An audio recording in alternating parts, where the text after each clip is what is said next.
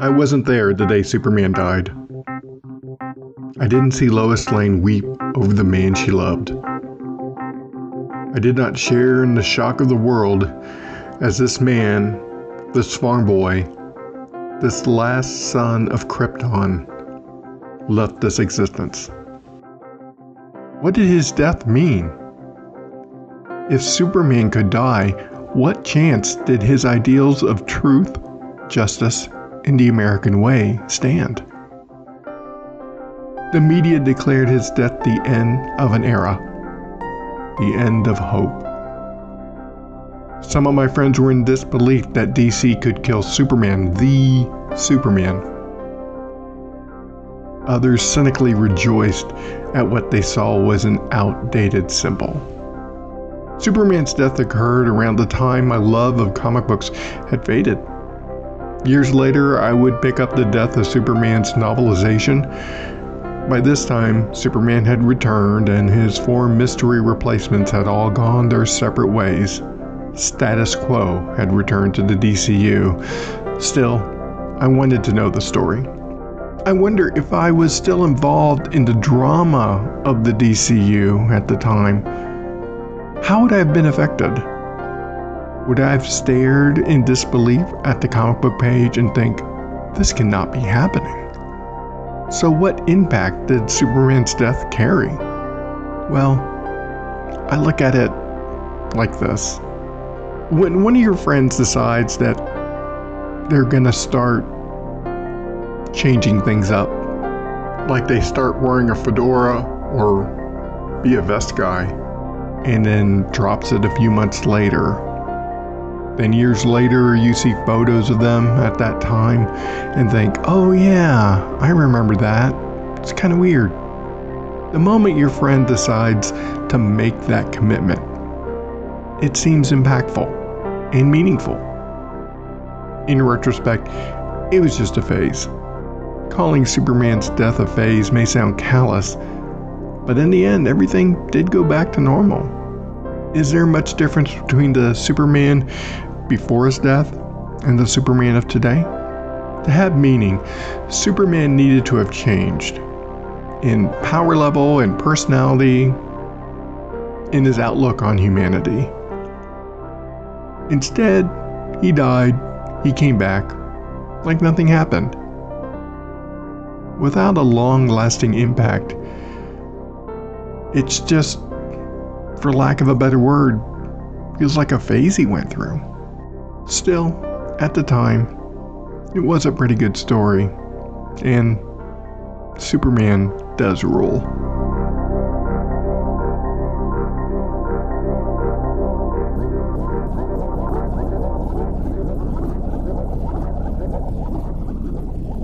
You're listening to Just Another Fanboy Presents The Death of Superman, episode number 1, The Beginning of the End.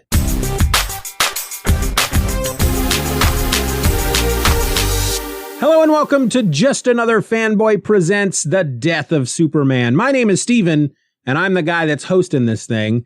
And the voice you heard there at the top of this episode was Frank A. Rincon from the Half Hour Wasted podcast. You can find that show at hhwlod.com.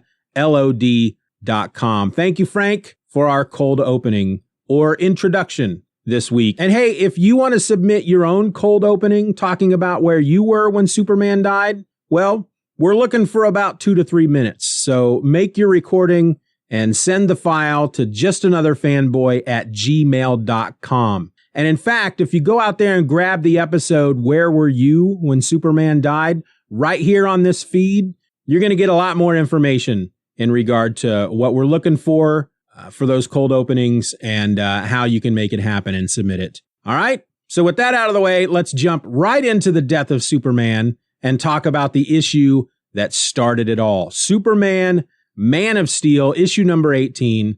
This was, of course, published by DC Comics. It sported a cover date of December of 1992, but went on sale this week in 1992, 30 years ago.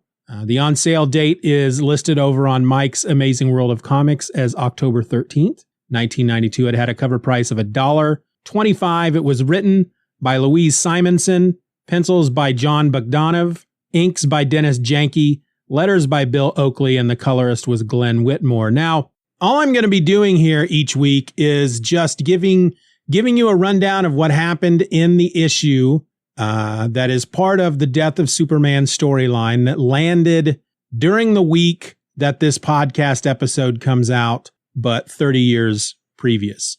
I didn't take a lot of notes. Most of this is going to be all off the top of my head to make it easier for me to record these shows and get them out there for you to ensure that I hit, because it's important that I hit these weeks, that I hit these deadlines.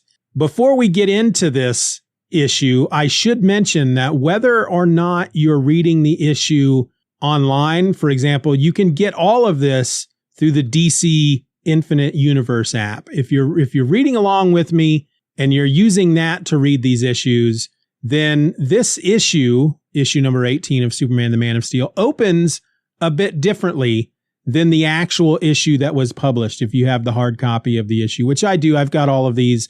I'll be reading most of this through the website, through the app, through the DC Infinite Universe app, but I do have all these issues up in the attic. And the digital version here opens up with 4 pages that were not part of the original published issue. They're actual pages. These are actually pages from previous issues that were released the previous month. If you listen to episode 0, I talked about Man of Steel issue number 17, which was released on September 15th, 1992, and how the final page in that issue was made up of 4 panels.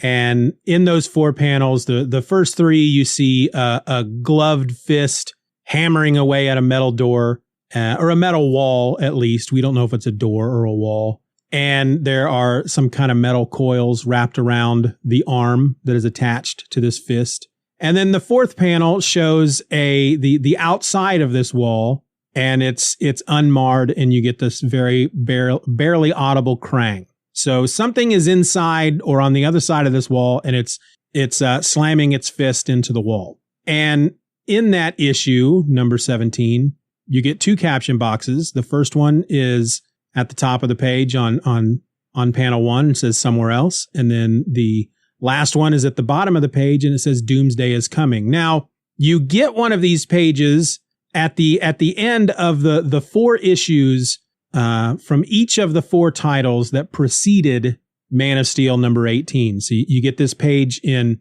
Man of Steel number 17 from, again, September 15th, 1992. You get it in the following week from Superman number 73 from September 22nd, 1992.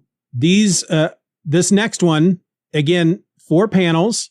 It looks like the 4 panels were done by a different artist. So whoever was doing art chores for each one of these particular issues, they did their own version of these 4 panels. And again, for this one, the second time we see this, we get the gloved fist hammering on this wall. The steel coils that are wrapped around its arm have broken. The glove at the knuckle has torn open, and we see like bony protrusions, like almost claws coming out of its knuckles.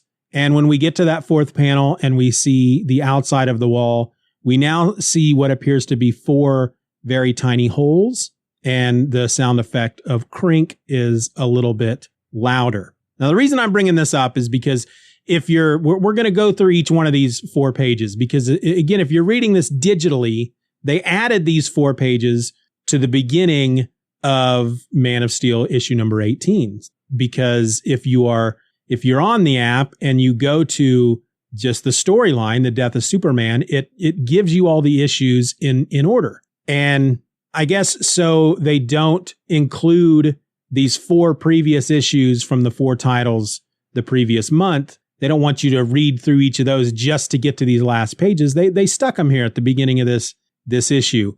There's a difference, though. In the original Superman number 73 from September 22nd, 1992, that final page has the same text boxes that appeared in the Man of Steel 17. Somewhere else, and then Doomsday is coming. The only difference between the 2 pages from those issues is that, the art is different, and what's happening is different. But in the digital version, they actually changed the text. So for the digital version, the second page, which comes from Superman number 73, now says unrelentingly at the top, and then Doomsday is coming at the bottom. The third page comes from the Adventures of Superman number 496 from September 29th, 1992. And in the original version, the text again is the same from Man of Steel number 17. Again, we have a different artist, whoever the artist was on this issue. We have a different artist doing these 4 panels.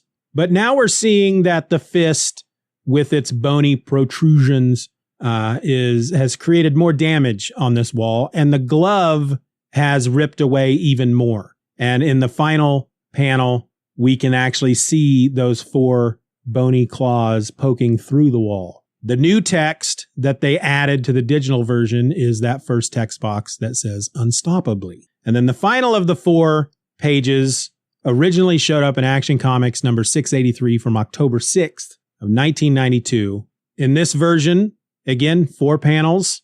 The first 3 are the fist pounding away at the wall, but the wall has sustained even more damage. And in the final panel, the fist is actually coming through the wall. You've got the entire fist coming out of the wall. The text box up top in the original version said somewhere else. In the digital version says unbelievably. And then the final text box there at the bottom was different in the original issue, Action Comics 683. And they kept it for the digital version, and it says Doomsday is here. So that leads in seamlessly with what is the first page of Superman Man of Steel number 18.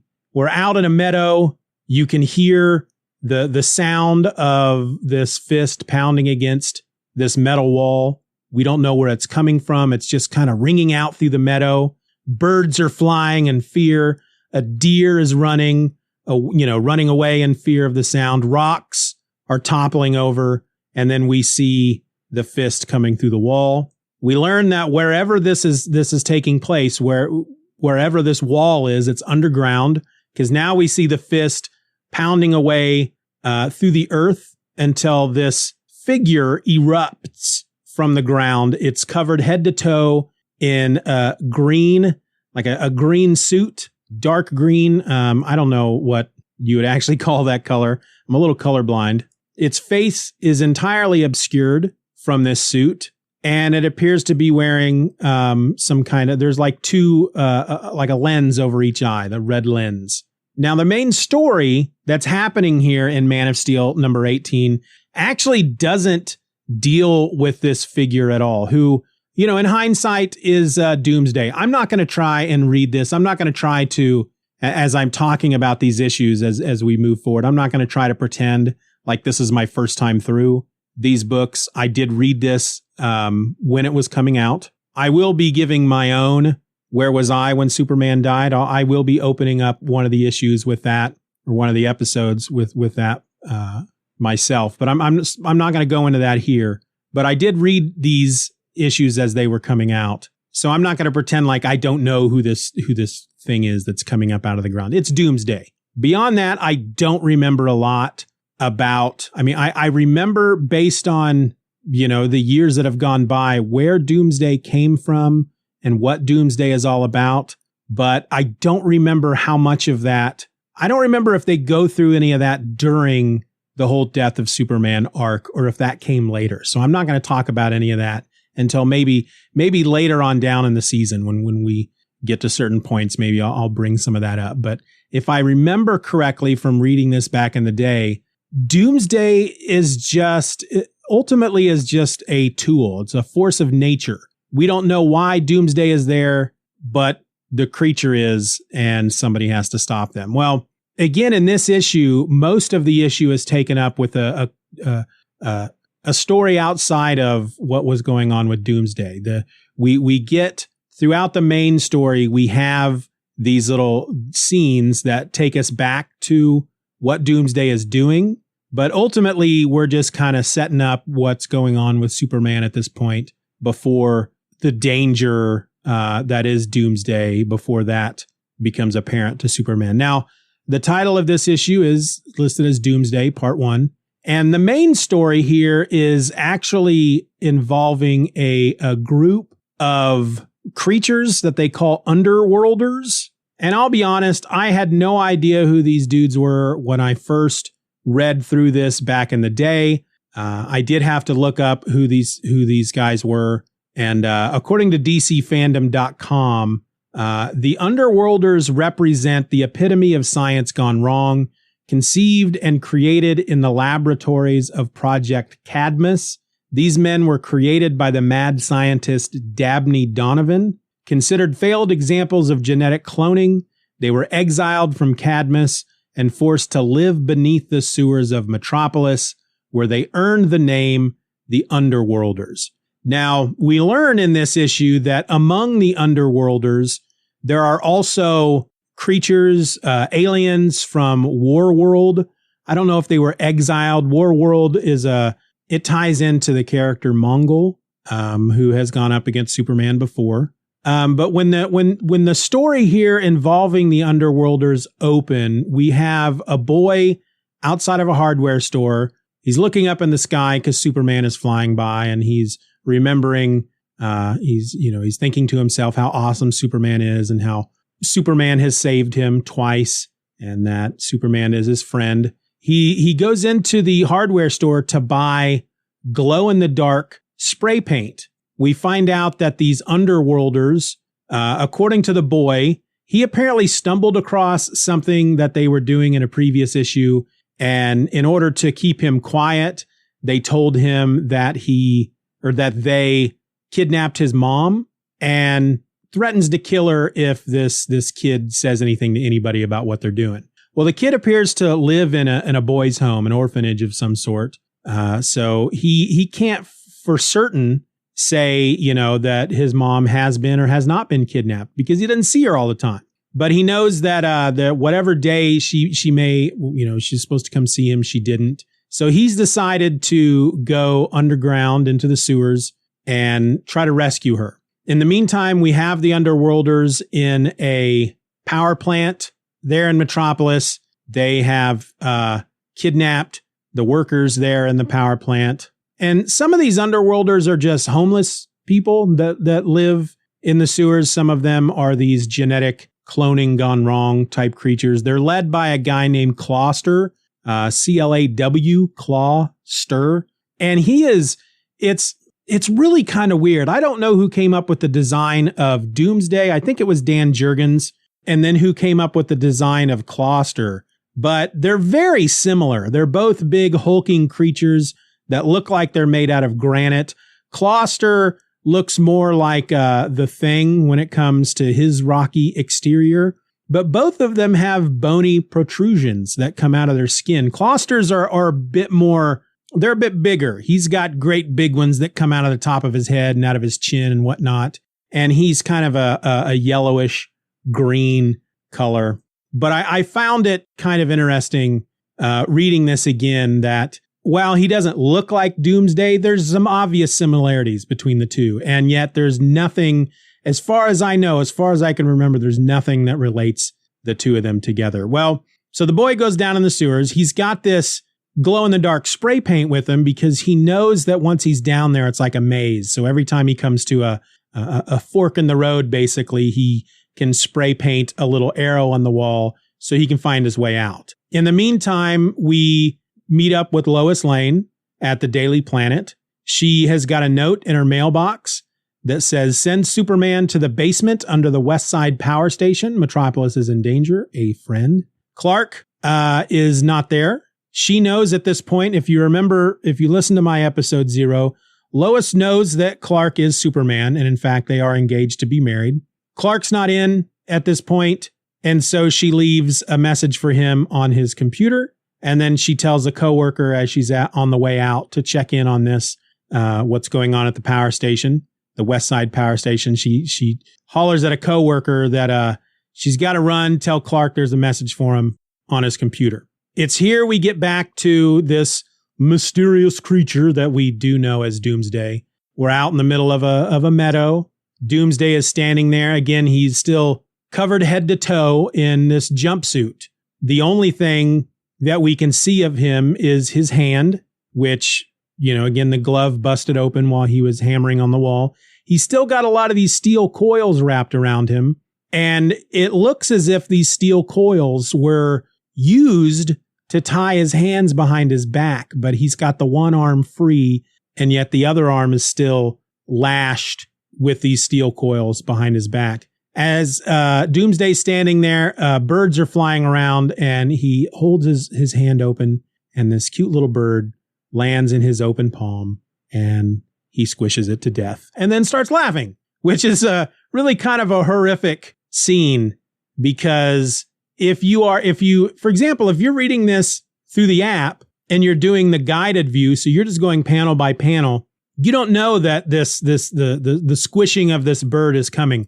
It's all on the same page. So if you're reading the actual book, if you're reading full page view, it's right there. That doesn't come to as a surprise. But I'd have to imagine reading this panel by panel, you're like, okay, there's this big dude out in the middle of a field. Aw, a little bird landed in his hand, and he's looking at the bird. Oh my God, he squished it. And then Doomsday laughs. From there, we go back to the Daily Planet. Superman, who's been out flying around and on patrol, he lands on the roof, changes back into Clark. He goes into the offices, and Fran, the coworker, tells him that Lois left a message on his computer, and he goes to check it. And as he is pulling it up, the power goes out. And we learn quickly that this is because of the Underworlders who have taken over the power station. They now have control of Metropolis's electricity. Lois has made her way into the, underground into the basement area underneath the power station, and she is quickly captured by Closter. With Closter is a homeless guy by the name of Charlie, who's got a machine gun. Closter is being your typical villain, and he's kind of revealing some of their plan. He lets us know that the Underworlders have gotten war machines, and that they are going to use them to their benefit. Charlie mentions that Lois Lane would make a good hostage. Closter then fires back that the boss don't take prisoners. We don't know who the boss is. I assumed it was Closter, but there's apparently another boss that we don't know about. And I don't think we learn who it is in this issue, now that I think about it. But Closter decides to take Lois to the boss and see what happens. The boy who had gone down in the sewers to find his mom, he's hiding in some pipes, and he sees this happening.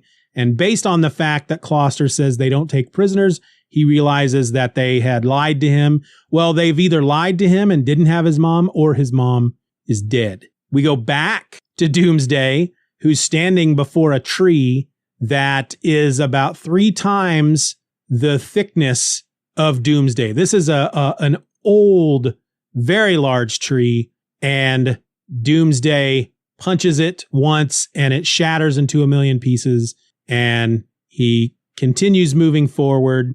And we see here, what we're seeing here is that wherever Doomsday is going, he's the type of creature that doesn't move around things. If he encounters something in his way, it gets destroyed. And we see this wreckage behind him, all these trees that are just nothing but stumps at this point. So yeah, this, I think this one page, which is just literally made up of 3 panels, tells us a lot about who this Doomsday character is. Just simply because rather than walk around the tree and walk around all the other trees, it just shatters them into a million pieces and just keeps going. Nothing is going to stop Doomsday from moving forward.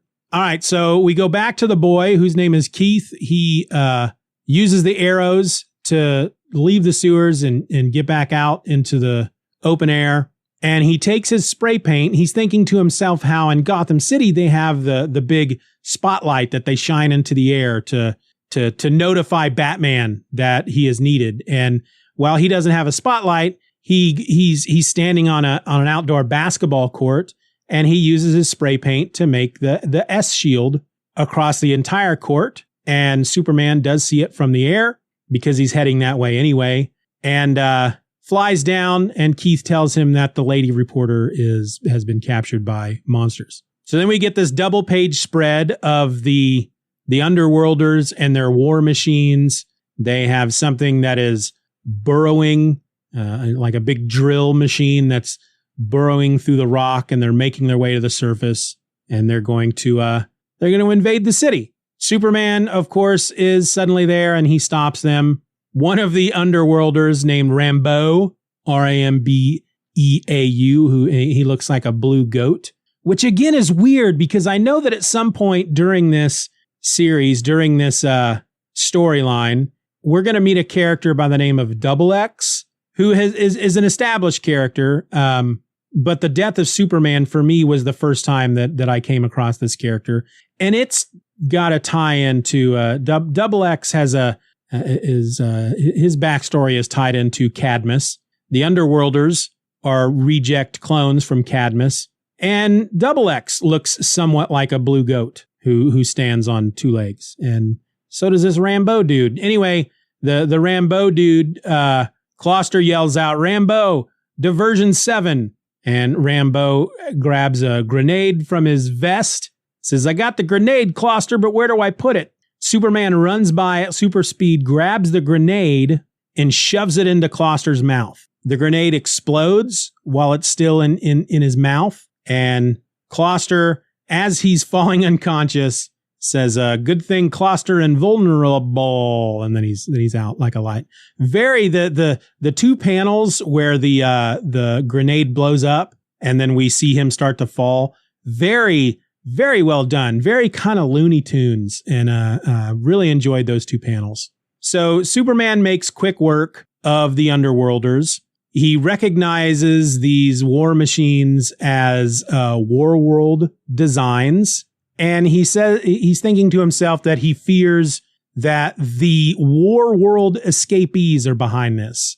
We don't really get a lot more information than that. But apparently, to me, that means that there were some aliens from War World who escaped. And we do see one of them here because Superman yells at the guy, "Come back here, War Worlder," which is a hard thing to say. War Worlder. He snatches up the alien, and the alien tells him that Lois has been taken by Charlie down the East Tunnel, and that by now she is dead. From there, we get another page with Doomsday, who has come to a highway with an overpass, and he is standing there with cars coming at him. He's under the overpass.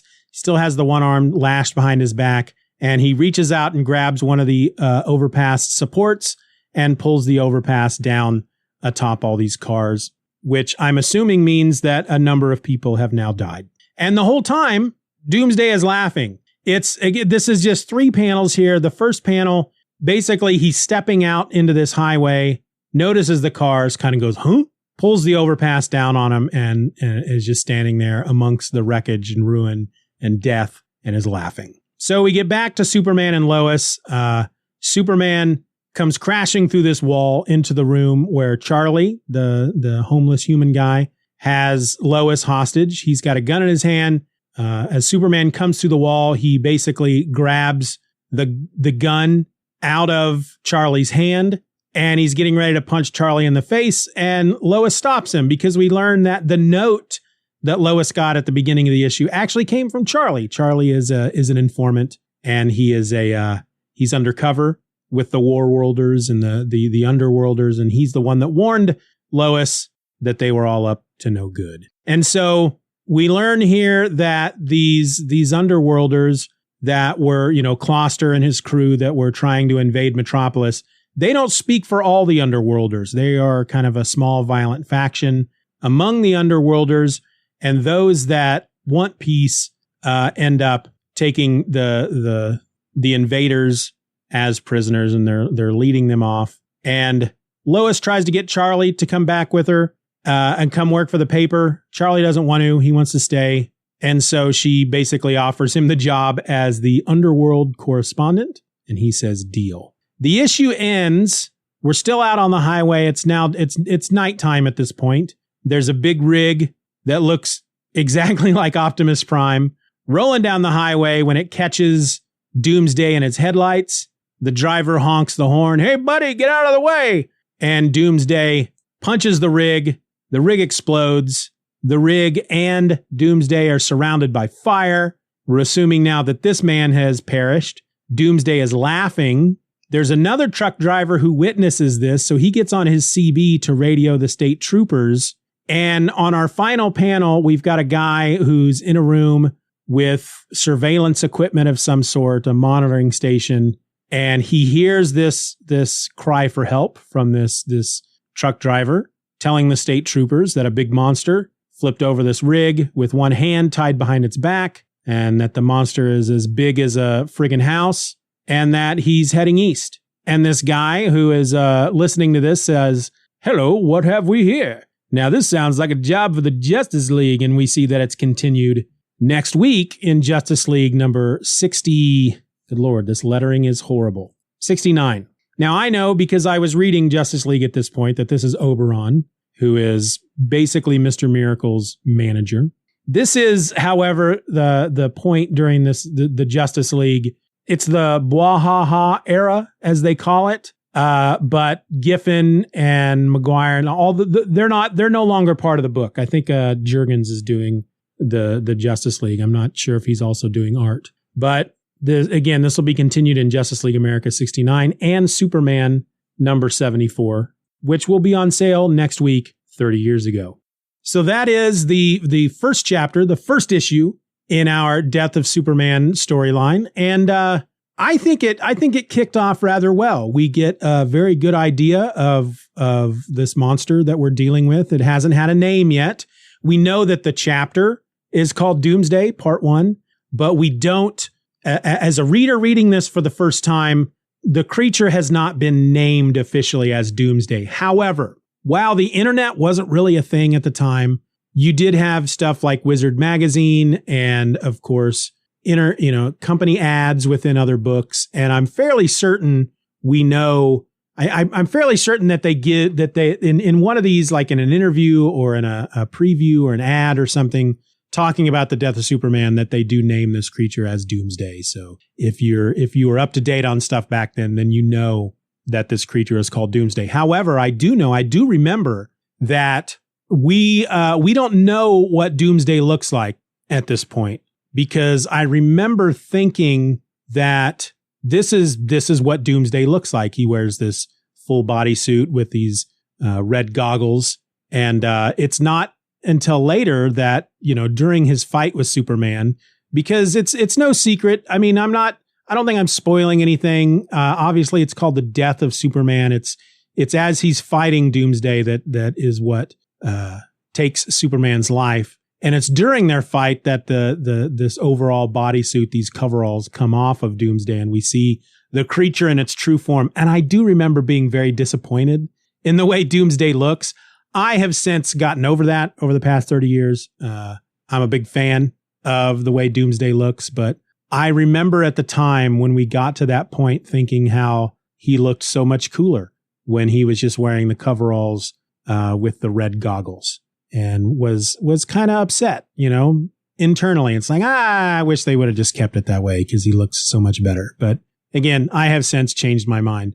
I don't know that there's much more I want to say about this. I think it's a very good first issue for this storyline, because we are introduced to the creature that will eventually end Superman's life. We don't know anything about this creature except for the fact that nothing is going to stand in its way. Anything that gets in this creature's way, even a freaking little bird flying in its path, is destroyed.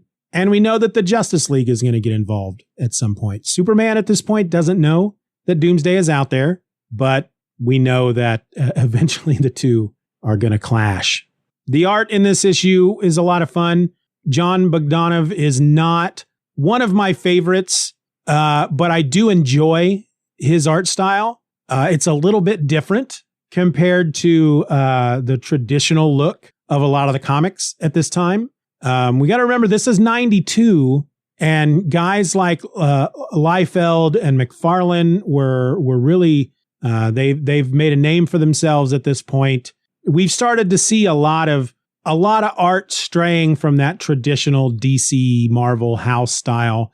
I mean, it's not unknown for artists to deviate from that house style, because in the 80s, of course, we had guys like Bill Sienkiewicz who did rather start out very traditional looking and eventually has this great sketchy, kinetic, all over the place style. So it's not like seeing something different was just a crazy thing to see back then, but it was starting to become more common for art to stray from that traditional format, from that traditional look. But yeah, again, there's really not much more I want to say. Not a lot of in-depth insight into this book, and not a lot of big secrets being revealed. Not a lot of there's really, I mean, when it comes down to it, the whole first arc, the first chapter in the death of Superman is it's not all that deep, and we're going to see that as we go forward. And in fact, leading up to the issue in which Superman dies, what we're going to see is the number of panels on each page. I mean, right now, on average, we have about 4 to 5 panels per page in this issue. I don't know, flipping through it real quick, I don't think we have any that have more than 5. And the fewest number of panels, other than there was a 2-page splash, the fewer number of panels is 3. As we continue until the issue in which Superman dies, which is issue number, Superman number 75, the number of panels per page as each issue progresses will lessen until that issue 75 of Superman, every page is a splash page. And I'll be honest with you, I don't really remember noticing that back then. It's something I came across 10 years later or so as I was reading about the death of Superman, and somebody pointed that out, and my mind was freaking blown. But I'm sure we'll talk about that as we move forward. But again, the average number of panels per page in this issue is about 4 to 5. But again, big fan of the art here. Jon Bogdanove, again, is not on my list of like favorite artists of all time. But I think when it comes to the 4 Superman titles that were coming out weekly at this time, that the death of Superman goes through, his is probably my second favorite as far as the art. It's definitely the most unique looking art from what I recall. He does kind of have that. It's like he almost has that image flair that guys like Liefeld and McFarlane have. You know, Jim Lee, and he does lean. He's almost like he's got that traditional house style with a bit of a McFarlane flair to it, and it's a lot of fun. I enjoyed the moment where Superman is about to punch Charlie in the face because Lois, who still has her hands tied behind her back, she stops Clark/Superman by kicking him squarely in the butt. And Superman has this look on his face as he's being kicked in the butt. Superman's got his back to the reader. And this is a great example of what I love about Jon Bogdanove's art. Because as she's kicking him in the butt, he actually has the cape rising up and bunching around her foot. And it's a really good page. He draws Superman very bulky. Superman is a big bodybuilder type figure in Jon Bogdanove's issues. That I also find that rather interesting at this time because artists are really, it's becoming more common to stray from that, house style. Superman's body type changes throughout all 4 of these titles, which I find very interesting. But his body style in Man of Steel, the Jon Bogdanove body style, is probably the more stylized throughout the 4 issues, and he's definitely the bulkiest of the versions of Superman that we get. But yeah, off to a good start. Really excited to be reading this again. Next week, we'll be looking at that issue of Justice League and Justice League 69 and Superman number 74, because those are the issues that were released next week, 30 years ago, October 20th, 1992. And so I hope you come back for that. Now, a bit of a warning. I talked about this a bit in issue 0, but as I'm looking at the schedule of episodes that are coming up, when we get to the week after episode 9, that week between Thursday, December the 1st of 92, between the week of December the 1st, 92, and the week of December 15th, 92, that week in between, there were no issues released that were part of the Death of Superman storyline. So as it stands, there's no episode planned for that week. So what I'd like to do, because we'll have 9 episodes out by that point, I'd like to put together a feedback episode if I could. But that all depends on y'all. So start thinking about that as we progress through these episodes. You don't have to send me anything now. We're only 1 episode in. But if you have your thoughts on the series as a whole, feel free to send that to me at justanotherfanboy@gmail.com. If you want to be included as an episode opener, again, record those thoughts. If you have your own way of recording, you can email them to me at justanotherfanboy@gmail.com. Otherwise, you can use the voice line 785-318-6673. The number will be in the show notes, and leave a voicemail. You can also use that number to text me if you want, if you want to be part of the feedback episode. But if you're going to leave me a voicemail and it's going to be something to be included, where were you when Superman died, or what does the death of Superman mean to you? If you want to be included in an episode opening, again, if you're using the voicemail, let me know who you are. Let me know how you want to be attributed in the episode, and just let me know that that's what you're doing here. Otherwise, you can do that, in an email if you record it yourself and send it to me in an email. Wow, I'm rambling. I'm really stretching this out longer than it really needs to be. So I'm just going to let y'all go. We'll talk again next week as we move forward with the Death of Superman. Bye.